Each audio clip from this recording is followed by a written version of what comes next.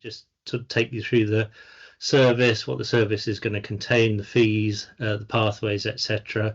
And then I'm just going to do a very quick demo of Pharmoutcomes, which is the platform we'll be using for recording and claiming. Those of you in Hackney, Newham, Tower Hamlets, and Waltham Forest will already be familiar with some of that, but it'll be a bit of a refresher for some of you. So I'm going to share my screen. Everybody see the screen? Sure, if not, thank you. Okay, so very quickly, just who we are. So the company we're going to be contracting with, we're effectively branded as North East London Community Eye Care. The name of the company is in fact Primary Eye Care East London and City. So this is the provider arm of the two LOCs in North East London. So East London City LOC and North East London LOC. Each LOC appoints two directors. We've definitely got Jigger here. I think I saw Boops here as well, who are both directors of the company, and employs a clinical lead as well. My company, JCL Consulting, does the admin and sort of operational support, payments, all that kind of thing. And you've got me here, and Lily is also here, who many of you have been dealing with all the paperwork. What we need to say about the company is really it is there for the LOCs and to be the provider arm of the LOCs and to maximise the amount of money that's going back to the practices. That's what it's there for. It's not there to make huge profits or anything.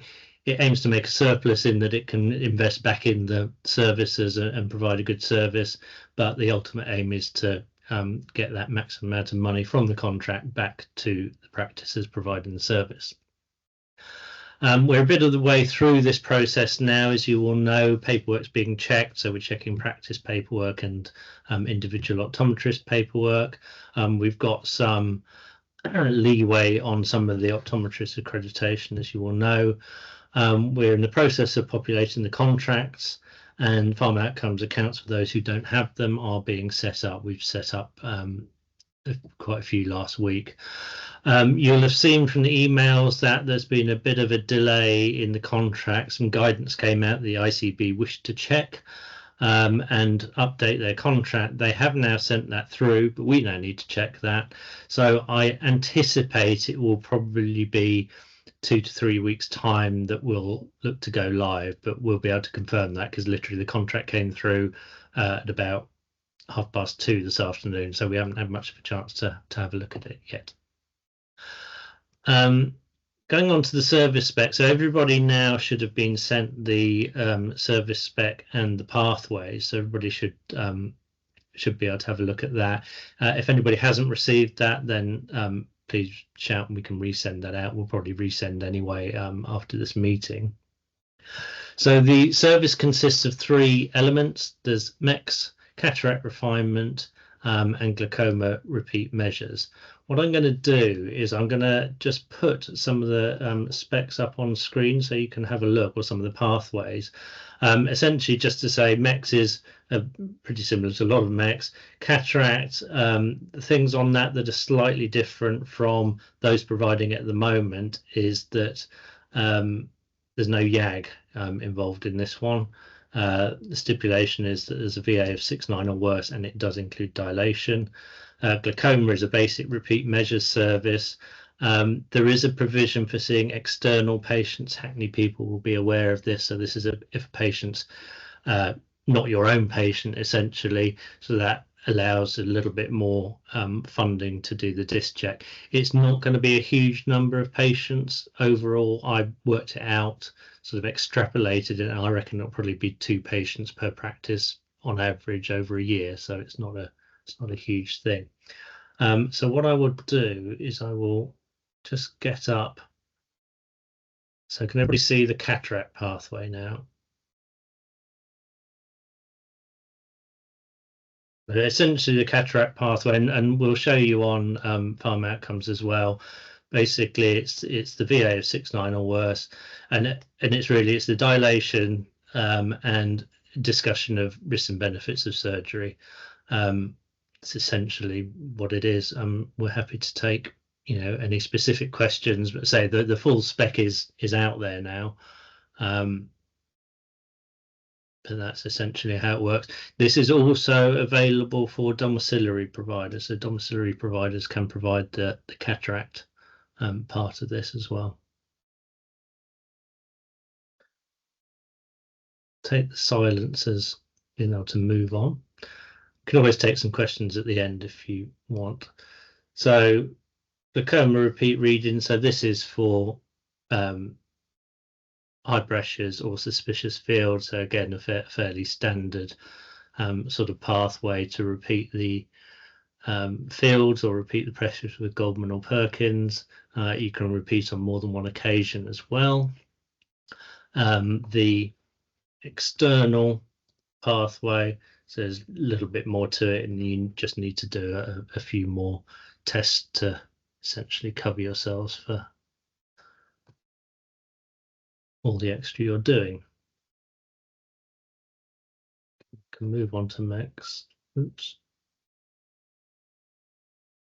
So MEX again, usual entry points for this. So it can be a self-assessment, it can be converted from a site test, it can be sent by the GP, it can be bounced out of hospital, all of the usual things you'd expect. There's no particular restrictions. The only restriction is that it is for patients of 5 and above. So for some, that's increasing the age because some could see any patient, and for some of the areas I think had 10 and above. So it's now 5 and above for the entire area. So there's some consistency of who we can see in that. And obviously for all of these services, the patient has to have a North East London ICB GP. That will be, we'll send GP lists out, but also on Pharmoutcomes, you basically can't put anybody on the system without it being a North East London GP.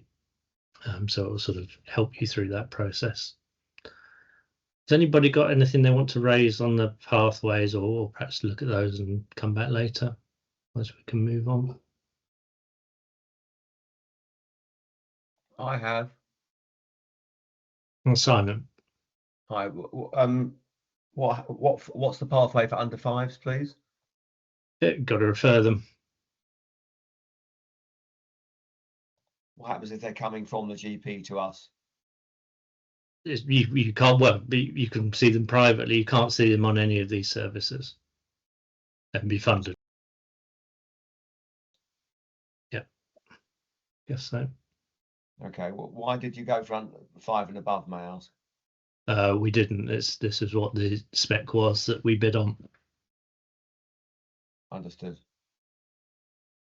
You basically, it's essentially what happens with the procurements is you get sent a spec and you get told if you disagree with the spec, you get kicked out of the process. So you've got to bid on the basis of what they put in. You can always try and argue a few things out later, but generally they just go, well, that's what you bid on. To which your answer is, well, yeah, we had to bid on that because otherwise we've got kicked out. But that's basically why it's how it works. That makes complete sense. Thanks. And I think we can worry about it afterwards. Yeah. I mean, I think with all of these things, the developments will always happen once things are up and running. Once we go back to the ICB, if there's a particular demand in a particular area, they can always incrementally put different things in the contract. So, the main thing is to get the main things up and running and running well, and then we can, try and add things into it at a later stage. Okay, thank you.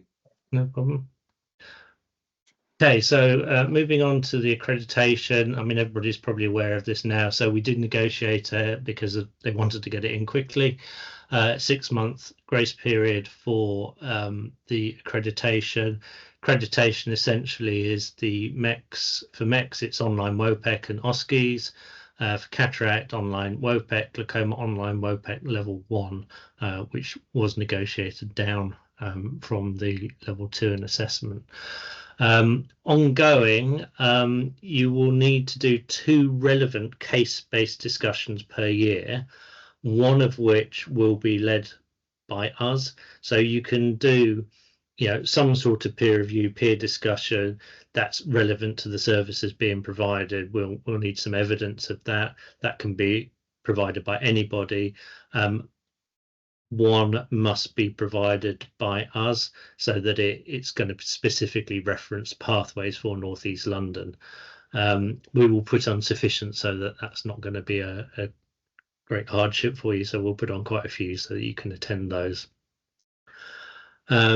And for individuals, usual safeguarding DBS checks, kind of thing.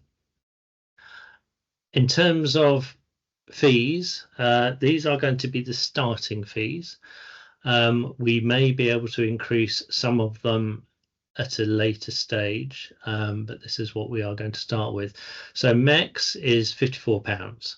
That includes any follow-ups that you might do.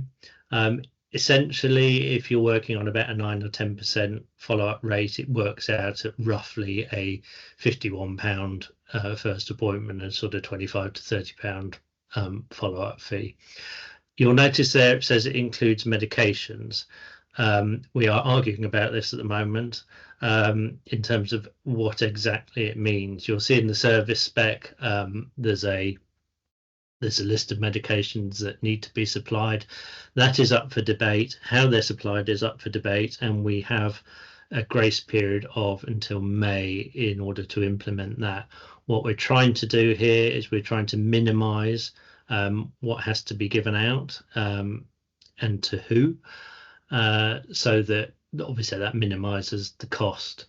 We're also trying to ensure that should patients want to buy additional things, they can, because that was severely blocked in the original spec. So you will have to bear with us on that a little bit. What we will do, we're probably going towards a model where you will need to supply the medications, but therefore we will up that fee to cover that. At the moment in Hackney, the fee per patient, and this is not per patient that has meds, but per patient overall, so including the ones that don't, it works out about £1.50-ish per patient seen. So we'd look to be increasing that by £1.50, £2, something like that, to cover that. But say it's probably not worth having a massive discussion about that now, because we need to work out the protocols, which meds are going to be included, which severity of symptoms merits giving them out, etc., etc. But just so you're aware, that is the case, but the fee will increase as a result. So again, they're just the prices here. So repeat IOPs paid at £25, repeat fields 30, fields and IOP 40, a full glaucoma, by which we mean the patients that come in externally, 50. Similarly, a cataract external patient, i.e. not a patient you're doing in conjunction with a sight test, 40. One you're doing as a sort of addition to the sight test at £25. Essentially, that's the maximum we could squeeze out of the contract. We've tried to maximise out of all of those the MEX fee, because we know that's the one that gets the volume, and so that's going to deliver the most money into the practices. So that's that. Anybody got any questions about that? And I'll move on to Pharmoutcomes if nobody has. Simon again.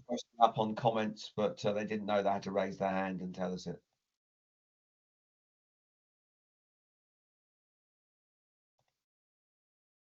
Do you want to look at the comment and read it out? Yeah, sorry, I'm looking at too many screens. So what do you mean by what time period can you reclaim? It's not my question.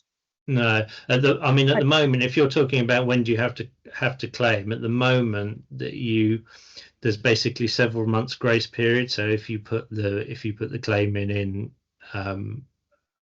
February for December, you'll still get paid for it. There's a cut-off for the month, so the current cut-off of the ones that we're running is, I think, the 5th of the month. So for February payments, all the claims need to be in by today. Claims will run overnight, and then they're submitted to the ICB. So you'll get that's the way you get paid for that month. But if you miss one and you end up putting it in on the 15th of March, you will get paid for it, but you'll get paid for it in April, or you'll get paid a month later, basically, if that's what you're asking.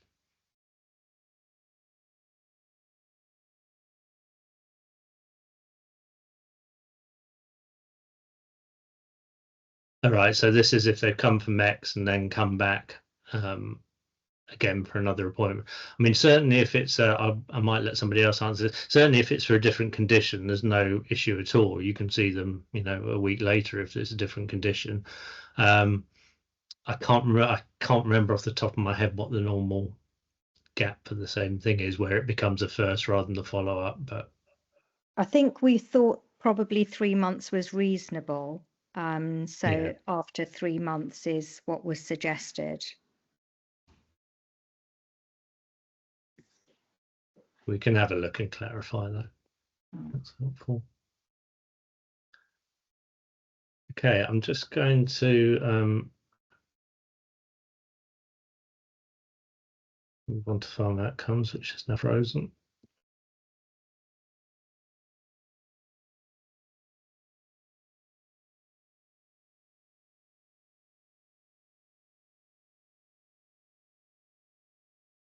So in the email that we recently sent out, we did put in various sort of help sheets for Pharmoutcomes to help with the basic things that that you would do in there. I thought it'd be useful just to give you a quick overview of what's there and a quick overview of how the modules work. So this is where you're going to come into when you log in. Any practice that's set up will be able to add its own users in, so you don't need to request that from us. Once you've got an admin login, you'll be able to set up your own users, manage that. Where you come into, this is where we can put messages. So if there's messages about service, we can pop them in here, so it'll sort of flag up when you first log into it. You've got a help section here, which is kind of what it says, but we've downloaded most of the user guides for you and sent those out. Admin this will look slightly different because we've obviously got the overview where we can manage the accreditations and things like that, but this is where you'll add users essentially and change permissions for people. The claims are here, so this is where all your claims will be, and they'll appear as invoices. So by you putting a provision onto this system, that will automatically generate an invoice. You can then also view a claim breakdown, so that will basically give you an Excel sheet with the patient details on. You can activate it so it shows you the full patient details. The default is a sort of slightly reduced version. So that's where you would see all the claims. Reports, you can produce all sorts of reports on the different services for different periods of time. You know what you like with that. If you want to track, who you've seen, how often you've seen, and that kind of thing, that can all be done there. Essentially, everything that you enter can be generated off some sort of report here. And services is where you will access the actual services. So what I can do is I can just whiz through a few previews. Again, those who are currently using it will be fairly familiar with it. But if I go through all of them very quickly. So if we preview here, so this is a cataract one. There's still a few tweaks to make to it, so it's not the very final version, but it's almost there. So what we've got here is we're going to have what's called a PDS lookup. So this is looking up the patient from the NHS spine. So you'll put in the patient demographics, or if you have the NHS number, that will then pull all the details from the NHS spine. So the GP will automatically populate in there. You'll need to add in the telephone number, I believe. So that will pull that all through. As I said before, if the GP isn't North East London, and won't allow you to proceed. If there is a problem and you really believe that patient is a North East London GP, or the GP should be in North East London, there are occasional glitches with these things, so just get in contact and let us know and we can investigate. So patient vision needs to be 6/9 or worse. So if it's not, it's not going to let you proceed. If it is, you'll go through various consents just so that the information goes to the GP. We're asking whether it's the GP practices in North East London or outer. This is because if the patient's referred, it's got to go to either the inner London single point of access or the outer London single point of access, and that will be automatically emailed to that. So that's just ascertaining what that is. We're asking for various information in terms of how the patient's arrived. Does it come from a site test? How long have you seen? Is it taken to see the patient? The various KPIs that we're required to adhere to. So, for example, for cataract and glaucoma, they should be seen within 2 weeks. Got the various refraction details, whether the patient's dilated. So the patient should normally be dilated. If they're not, it's going to ask you why not, and if there's a valid reason, that's fine, but you will need to justify that so that that can be audited. Usual stuff, history and symptoms, is the patient's a driver, type of cataract, examination details, is a referral required? If we say yes, a few more things come up. And if we're going NHS, we're going to get the various, no, it's not coming up, but you will get the choices of hospital coming up. And you can either put in, if the patient knows where they want to go, you can put that in as a choice. That will then go through to the single point of access, who should respect that choice, or you can put in the quickest wait, and then the single point of access can refer them to the quickest wait. I think this is, oh yeah, so this is where the so the consent to send the referral, and then you've got the various options. So you've got all the options of the various hospitals and the various independent providers. If there's one outside of that where they want to go to, you can click other and then just put that in the free text. So this isn't going to send them directly there, but that's advisory for the single point of access. If you want to make any additional comments that will go to the GP, you can put those in there. This will say submit here for you, not test values. Then that will all automatically get emailed off to the appropriate place. So that one's cataract. So they're all fairly similar. So you've got different boxes. Some will be compulsory fields, and some will be not. I'm just going to go to glaucoma.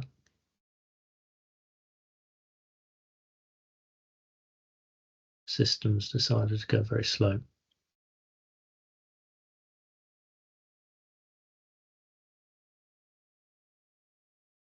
Go back that way. Okay, so again, for the glaucoma repeat measures, you've got the same sort of thing. You've got the PDS lookup where you're going to get the information from the patient, got whether it's in the north, outer north, which is going to decide where it's going to get emailed to. Is this patient registered at your practice already? This is going to determine what assessments you can do. So if you go registered, it's only going to allow you to do the repeat measures because it's already your patient. So you'll then go through this process, and again, we can send PDFs of this so you can see what's required, but it's all the usual things you would expect: action required, refer, discharge, follow up, and get them back for another repeat. If you happen to click the not registered, it will open up more fields for you to complete, because obviously you need to do some more assessments to cover yourself, because it's not your patient that you've just seen for a site test.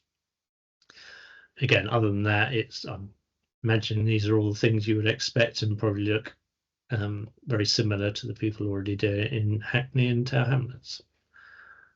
Let's go to Mix. Mix again. Sorry, I don't know why this is here. That's going to be removed. Again, usual lookup, usual where they are. Eligibility criteria. So this is just to remind you what you can see patients for within MEX. And there's a link here, and we can put more advisory things on the side if people find it useful. So this will take you to the full list of inclusions and exclusions. So if that's useful to people, we can add more things like that to take you off to places. Again, the source of referral, is it initial consultation or follow-up? So that will determine, this is where the fees derive from. Then we're asking whether it's a routine or urgent referral, and the patient time, time to see the patient. So again, the KPI for this, if it's urgent, it's less than 24 hours. If it's routine, it's 48 hours. I think some of these, and they don't. Sometimes they ask you for reasons. So again, there's a few consent forms, history and symptoms, duration of symptoms, all the clinical bits, what tests you've been doing, diagnosis and actions. So there's a drop down for selecting what your diagnosis is. If there's a second condition, you can add that in as well. We've cut this is the meds bit, so this is changed from the current system. So this is just going to be these are the current things. We're going to change this list probably. But this is where you'll put in what's been supplied to the patient. If there's a referral, there's a few options here. So if we go in secondary care, if you go in routine, it's going to go through all the usual things. It's going to open up the list of hospitals again of where you want the patient to go. If it's a same day referral, it's going to, so it still hasn't quite been finished. If it's a same day referral, it's going to tell you to get that to print out the form, give it to the patient, send them to iCasualty or whatever. If it's wet AMD, what's going to happen is this should happen is this is going to take you, this is actually going to email it direct to the wet AMD emails, but it's also going to take you to the it's also going to give you a link to the various wet AMD forms and the protocols around it. So this has just had a meeting about this on Friday, so it's just being updated at the moment, but that will automate the referral to the wet AMD emails, but you will need to select which wet AMD email you want it to go to, and I think there's 3 in North East London, so that just needs to be finished off, but that will all automate wet AMD and the secondary care routine. But if it's a sort of A&E iCasualty one, you'll need to get that to the hospital through your usual protocols. As I say, and through this, various things will determine the prices. So if you're clicking first appointment, that's going to flag that it's £54, and that runs through into the claim so that we know what to pay you once that all comes through. So that is essentially that, as far as a very quick run through of how the services work, how Pharmoutcomes works. Very happy to take questions or rehash if I've gone too quickly through everything. I think with Pharmoutcomes, though, it guides you through. So if you are clicking on certain things, there's logic built into it so that it will, tell you to do something else, or, block you from doing it because, the patient's not eligible or whatever. So it should be fairly self-explanatory as you go through it. But what I would say, if you're unclear when you start, please don't hesitate to ask. We'd rather get loads and loads of questions early on so that we can help you get it right, rather than discover a couple of months down the line nothing's happening properly and there's a huge problem. So we don't mind at all getting lots and lots of queries early on. We would rather that happened, because we feel at least people are trying to get it right then, and not sort of muddling along and then going to end up in a muddle at the end of it. Hi Charles, I've got some questions. If anyone else wants to go before me, they're welcome. Go for it. Have you got anywhere with the nonsense with NHS.net mail for new Optoms? No, it's been raised. I've raised it again last week. The ICB who've come back to me today asking for more detail on what the problem is. So I've gone back to them. So we're hoping to get something with the local ICBs. That seems to be the way that NHS England are pushing it at the moment. So we're aware of it and we're working on it, but no progress at the moment. But we are. Simon, On it. sorry, can I cut in there? Course, yeah. Simon, the ICB are well aware of it because we had a few people who were almost losing their accounts at the end of last year. We managed to salvage that and repatriate them back with the ICB that they were under, but there is no long-term solution as yet, although it's on the radar. Thanks for that. And could we have some help with repatriation, or is it too late now? Have they already lost their account?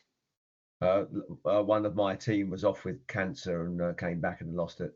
No, there's nothing they can do. But if you email the LOC, then we'll get them to open up a new one, or you'll have to go through the process of opening up a new one, really. Okay, so we'll wait when Charles comes back to us with more. Yeah, also That's if you not can. going to happen. That won't happen for accounts that have been deleted. Once they're deleted, you can't reinstate them. Yeah, these are the ones that with sort of legacy providers. So the ones that generally the ones that started LCH, London Commissioning Hub, they're problematic. They're the ones that are being lost. But if you want to email me, Simon, and give me details of what issues you've got, then we can add that to our list of when we talk to people.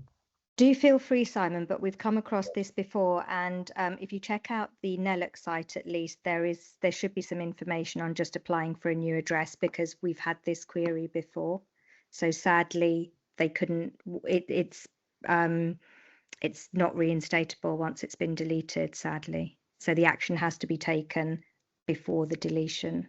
Yeah, if you get the warning and and do it within 30 days, they can retrieve it. If it's longer than that, it's not doable. No problem, thanks. And what do you want us to do about those patients that ask for a virtual consultation that have got an infection, can't get out, or are housebound? So there is a pathway for virtual now. It should be used not very often. It needs to be justified. There's quite a small fee for it because we're trying to maximise the face-to-face one. Yeah, the fees are a lot less. But you can do it. How much? What's the fee? I think it's £15. That's 1.5. Understood. Are you able to save an episode in a patient like you could in Evo and then come back to it? Yeah, so we're going to put, again, that's not on there at the moment. So you can do a partial save. So yeah, if you're dilating the patient, whatever, you'll be able to partially save and then go back to it. That will be on by the time it's launched. Super. And what happens to the old contracts data and data analytics? So you should still have access to that because your account will still be there. You'll just have different accreditation, so you should be able to access that. I would probably suggest that you run some reports and download the data and hold it separately as well if you need to, just in case Pharmoutcomes does something strange. But I mean, they're all backed up, so they shouldn't. But when we've ended services elsewhere, I've always just downloaded the entire set of data just so I've got it somewhere else. Excellent. Okay, that's it. Thank you. If I have any more, I'll let you know. Thank you. Okay.